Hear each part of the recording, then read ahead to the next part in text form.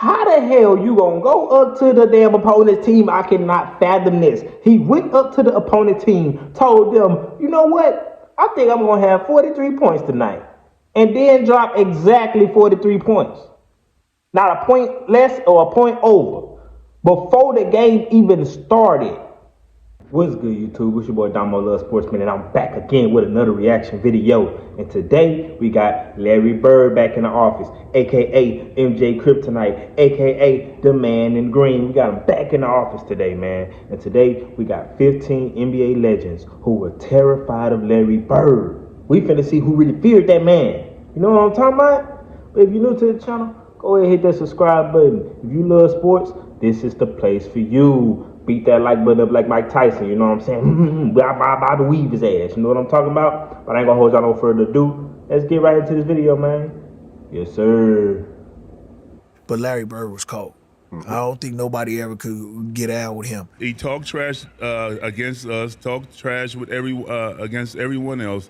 And I'm looking at this guy like, he's nuts, you know? When you talk about NBA players that will put fear in other players, the first people that will come to your mind will be somebody like Jordan, Shaq, Kobe, or maybe Kevin Garnett. But I feel like there's one guy that should be on everybody's top 5 when talking about the most feared NBA players, and that is Larry Bird. Like the trash talking he was having with other players was just disrespect. So we will start with number 15, David Robinson, aka the Admiral, who left an indelible mark on the NBA with his extraordinary skills and contributions to the game. There is rarely any footage of David Robinson talking about Larry Bird, but there is an interview a year ago when someone asked him who was his favorite player to play against, and this is what he said.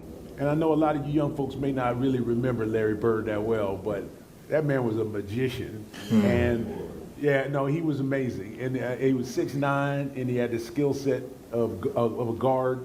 He wasn't that fast. He wasn't that great of an athlete. He had the heart of a lion. And so playing against him was kind of my real first taste of, man, I want to do that, right? I want to compete against that every day. That's the kind of thing that's going to make you a monster. And there were a lot of great players. I mean, make no mistake, I faced a lot of great players every day, but I think when I came into the league, Larry Bird was at his peak. And he was incredible at what he did. And he was humble, and he came to work every single day. And I admired that. And so I think he was my favorite to play against, particularly early in my career. Number 14, we got Gary Payton, one of the most well-known trash talkers in NBA history, who had intimidated many players in his career. But it is shocking how highly he speaks of Bird after all the battles that he went through against Jordan. He will still pick Larry Bird when it comes to getting into your head. This man was a trash-talking connoisseur, but the way Larry Bird was talking trash was something he never experienced. And Larry Bird would shoot it anywhere. If you think about how many times he won a championship and what he was doing and what he was averaging, people don't understand that he was like, oh, he was slow. He wasn't, nah, he was just smart. You know what I'm saying? He was smart and he can get it. He can get it done. He wasn't MVP all them times and all the All-Stars all them times for nothing. I'm gonna take you over to this corner. I'm gonna dribble 2 times. I'm gonna hit your ass in the face, and it bet not touch the rim. What? Bro, I ain't gonna lie, that's insane, bro. I know y'all remember checking out the last Larry Bird video when he was talking trash. Bro used to dead ass tell people what he was finna do. You still couldn't stop it, and he was gonna talk trash to you while he was doing it. Did you not hear what that man just said? He said, I'm gonna shoot this damn thing in your face, and it bet not hit the rim. Bro, you know, talking like that. That's a whole different type of confidence, man. Y'all can't tell me nothing different, man. Larry Bird was different, bro. And then he said, if it do, I'm gonna come right back and do it again until it touches it. That's how Larry Bird used to get at him. Wow. That's crazy. Yeah, Larry Bird was the coldest shit talker ever, man. And he bagged it up because he was so cold. That's you know crazy. what I'm saying? So people ask people about him. Motherfucker used to tell you, boy, you can't do shit with me. I'm too good for this. Wow. I'm gonna give you a Christmas present. this jumper in your face. He used to always say this, man. Next, we got Dominique Wilkins, the human highlight film. He was a dominant force on the court, captivating audiences with his electrifying dunks and scoring prowess. He had a versatile offensive game, capable of scoring from various positions on the floor. In the 1980s, Wilkins and Larry Bird had a fierce rivalry. They had one of the most memorable playoff battles in NBA history. Dominique Wilkins shared his experience of what it was like going against Larry Bird as a rookie, and this was hilarious. First time Bird ever talked trash to me. It was my rookie season, my first game I ever played against him. And so I go shake his hand, and he put both hands behind his back. And I'm saying, okay, he getting his head ready to play. And first play of the game, he says, I don't know where they got you guarding me, Holmes. And he shoots a three. Now, I wasn't upset he made the three. I said, but this son of a gun just called me Holmes. Holmes is I was crazy. pissed. I said, I wasn't mad he hit the three, but this some bitch just called me Holmes. And so it set up for a really interesting game. Because I remember one time I came down and I dunked it on him. He laying on the ground, he fouled me, and I'm pointing. And he said, hey, Rook. I said, what? He said, what? He said, I like you. You got, he said, you got balls, but I'm still going to get 30 on your ass. He got about 38, but I had to pay my dues. I wasn't upset about that because, back then, as a rookie, you got to pay your dues. Simple as that. He backed up whatever he said. If he tell you going to hit a shot in a certain place, or if he going to take you down to the post, turn around, hit a fadeaway J, he gonna do just that, and ain't nothing you can do about it. Joe Dumars, a Pistons legend, who many called a Jordan stopper, and a key member of the Detroit Pistons bad boys era. He holds deep respect for Larry Bird. The intense rivalry between the Pistons and the Boston Celtics during the late 1980s was marked by fierce competition and mutual admiration. You will see Joe Dumars explain how smart and tough Larry Bird was playing against, like it was a chess match. I said, but please let's not forget how incredible Bird and the Celtics were in their prime. I said, they were almost impossible to go in there and beat. And they said, why? I said, because you could not make a mistake with them. If you turn your head or you don't rotate right on time or whatever it was, those guys made you play. And it was him. Like he was a savant on the court, like just a savant, like 2 plays ahead on everything. And so I was just talking about this maybe 3 or 4 days ago, how hard it was to go into Boston and beat a team when Bird is in his prime. Dennis Rodman, a Hall of Fame NBA player, renowned. And that right there is saying a lot, coming from somebody who they used to consider the Jordan stopper. That man nickname was the Jordan stopper. That's an insane title to have because we already know how Michael Jordan get down. You know what I'm talking about? We already know how he gets down. So if you to be called him, but you to still be giving this amount of praise to Larry Bird, that should just show you something, man. Larry Bird was the truth. He had these men shook. Shaking out their damn boots, for real. For his rebounding and defensive prowess, had so many battles against Bird when he was on the bad boy Pistons. And even though he said some crazy statements about Bird, like saying he wouldn't be able to play in today's NBA, he still had respect for Bird's game when going against him. He actually had a funny welcome to the league moment with Larry Bird in the playoffs. Check it out. So, I think it was 86, 87. So we was playing Boston Celtics in the Eastern Conference Finals. So they gave me the task of guarding Larry Bird. So it's guarding Larry Bird. I'm like this 25-year-old rookie in the league. They said, Dennis, you have to guard him. And I'm like, and I ain't gonna lie, 25-year-old rookie is insane. 25-year-old rookie. Yeah, that's damn near unheard of. You know what I'm saying? That's damn near unheard of. That's crazy work. You know what I'm saying? Guard him. So that was my whole job, was to guard the toughest guy on the team, on the other teams. So, so I'm guarding him. And every time I turn my head, he's over there in the 3-point line. He said, I'm over here, Rook. I'm like, I got to go out there and run out there like a dumbass. Let's go out there, try to contest him. He'll hit the 3. I'm like, okay, Next, we got 2 legends, Karl Malone and Isaiah Thomas, who played against Larry Bird for almost all of their career and had intense playoff matchups. They shared their stories of how Bird used to talk trash during clutch moments. I remember sitting on the bench watching Kevin McHale and Larry Bird, and Larry Bird did something To me, I'm still marveled at this. And he got so many people. It was a timeout. And one of our teammates, Bart Kofold, had a camera. Right. He's taking pictures. So Larry Bird came over there and looked at our bench. And he said, 3-pointer. From right over here. So I'm sitting over there looking Here you go again. Babe Ruth, calling your shot already, right? Yeah. So Isaiah, I'm sitting there looking. He looked down at the floor. Hell, everybody looked down at the floor. He like he threw something. And he hit a 3. Oh, can you believe that? And I remember Kevin kind of looking over at the bench like this gonna be a long night. We walk out on the court, and he said, "Who guarded me?" Larry used to always call me Cheesy, right? He's like, "Cheesy, who guarded me?" And I was like, I got Kelly, I got Lem, I got Benson. He's like, "You ain't got no brothers?" He's like you. He's like you. Disrespecting me. That's what he said. Straight up. That's exactly what he said. He said, "Hey man, you can't put no white dude on me." Hey, That is straight disrespect. Super Right? disrespect. He said, "Don't put no white dude on me." So check this out. So the next year we come back, I said, "I got somebody for your ass," right? Yeah. He said, "Who you got?" I said, "Rodman." He said, "Okay, he's a little better." He said, "But don't ever put no white dude on me because that is disrespectful." I was like, "Okay." Patrick Ewing, a New York. That's crazy for Bird to say. I can't even cap you down right there. That is insane for Bird to say. He said he found that disrespectful for you to put a white boy on him. He a white boy himself. You know what I'm saying? So that's why it takes it to a whole different level. Like, bro, it's crazy. He's really like that, bro. Like, in his head, he's him. And outside of his head, he's also him. Crazy work.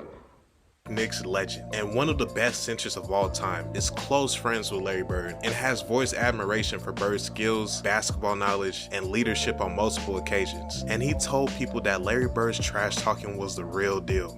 He talked trash against us, talked trash with against everyone else. But you know, the difference is he could back it up. He could back it up.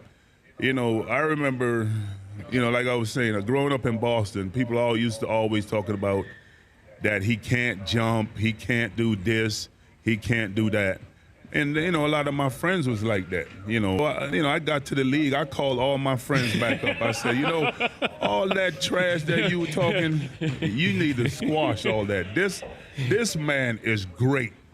He can, whatever you were saying for a man who can't jump, he's demolishing everybody. Here are 3 legends, Dr. J, Kevin McHale, and Bill Walton, explaining Bird's impact on the game and his mindset when playing. Pay attention to McHale's story especially, because it shows what Bird will do when the game is on the line and he's not having the best night. This guy, I think he was born to play basketball. Seeing him come in and making the adjustment early, taking a team that had won 20 games the year before, and the next year, they're 40 plus, and the next year they're 60 plus. Nothing bothered him.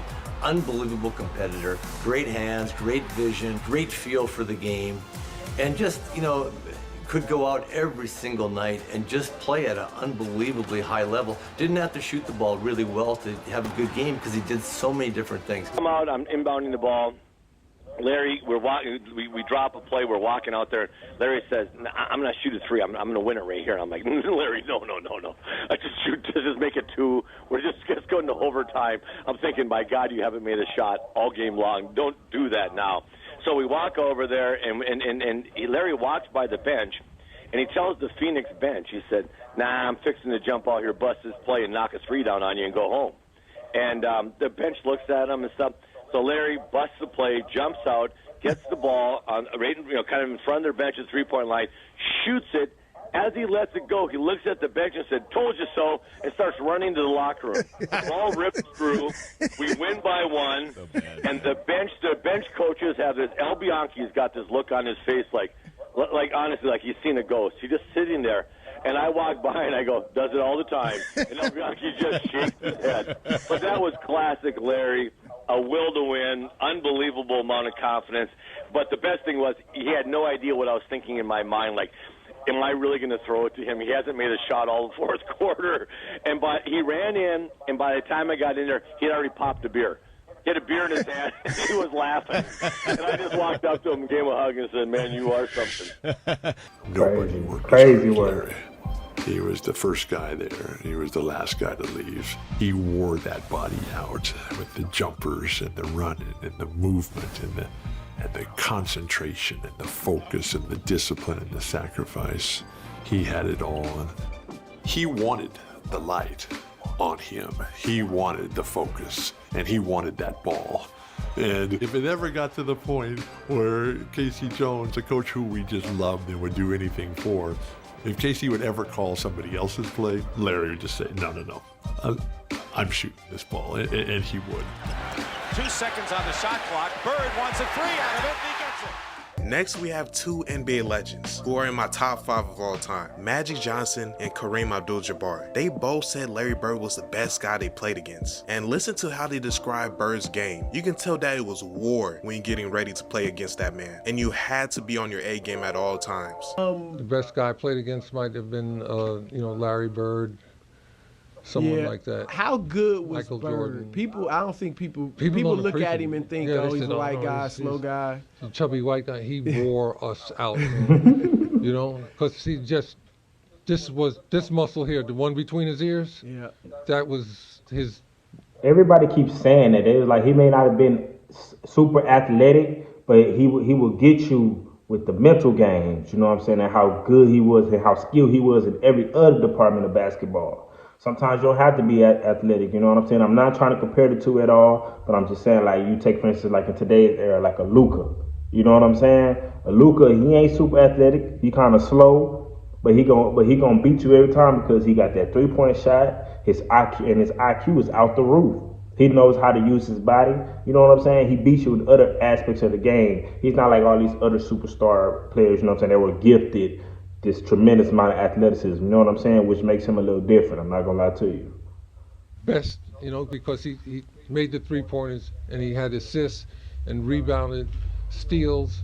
He was always at the right place at the right time on the court. One of the great players, I had the opportunity to play against. There's nobody that I ever played against that I love and respected more than Larry Bird. The man, listen, you couldn't give him an inch or he would just shoot it right in your face. He was dominant at both ends of the court. And so Larry Bird made me a better player, and I think I made him a better player. And together, we made the NBA better. And now we have the last 2 legends on this list, John Stockton and Charles Barkley. They both shared hilarious trash-talking stories when they went against Bird. And you get to see Charles explain what exactly made NBA players fear him in a game. He's the only guy that came into Utah when I was a young player and said, I think I'm going to have 43 tonight. Told our whole team that on the bench, and he came in and had 43 tonight. So, I don't know. I have to give the nod to Larry at this one. Don't feel bad because I was the type. How the hell you gonna go up to the damn opponent's team? I cannot fathom this. He went up to the opponent team, told them, you know what? I think I'm gonna have 43 points tonight. And then drop exactly 43 points. Not a point less or a point over. Before the game even started. That is insane. This man is crazy, bro.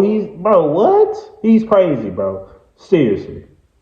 Breaker on the poll question, and I picked Larry Legend as well. So I'm with the same company. So God, Bird talk trash to everybody. But didn't he? Did he get to a point where he had respect for you? I always tell this story about Larry Bird.